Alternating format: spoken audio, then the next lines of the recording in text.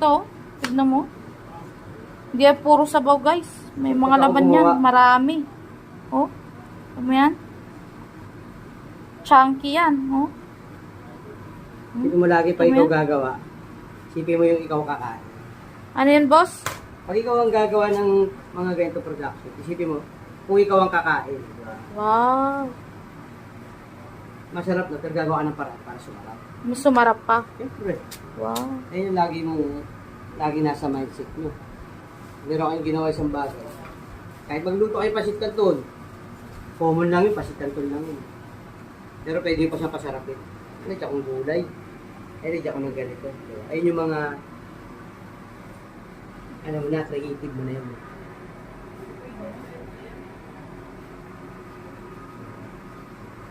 Solid lahat yan, boss. 200 grams yan eh.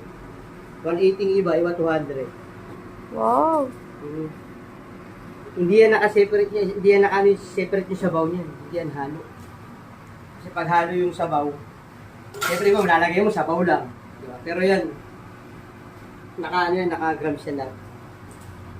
Standard ako rito. Kung ayaw nyo sa akin, ko kayo. Kaya standard ka para babalikan ka. Kasi pag di kayo standard, mag-iiba yung consistency. Wow. Eh di wow. Yung consistent ng pagkain. Hindi pwede rito yung okay na. Okay na yan, okay na yan. Hindi pwede rito yun. Kailangan yung consistency ng pagkain. Kasi nakasanayan nila yan. Pag nag-iba yan, di ba? Tapos yung wala nagawa nito. Di ba? Wala nagawa nito, ako lang, di ba? Ano wala, dalawa lang naman tayo dito. Ano tayo gagawa? Di, basta lagi lang natin pa. Teamwork. Pag kailangan ako, pinapatingin ko naman sa ito.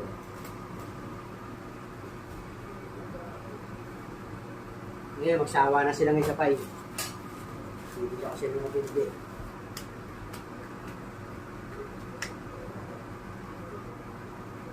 Hindi pa eh.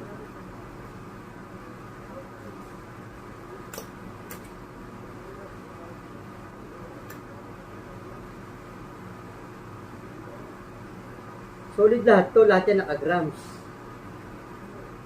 Hindi tayo pwede rito bumalagbag.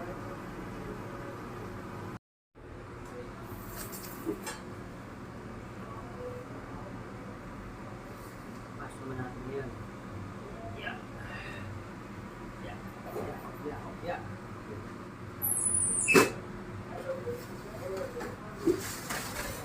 Puro steak mushroom pa yan. Ilang minutes yan, boss? 9 minutes. Maya, pabalik ako kayo.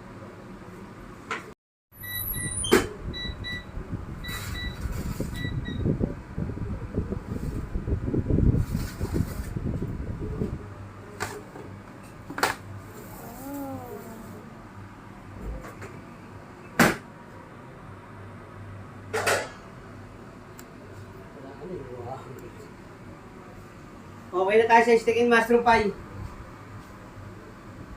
Ano? Sabi mo sa cashier.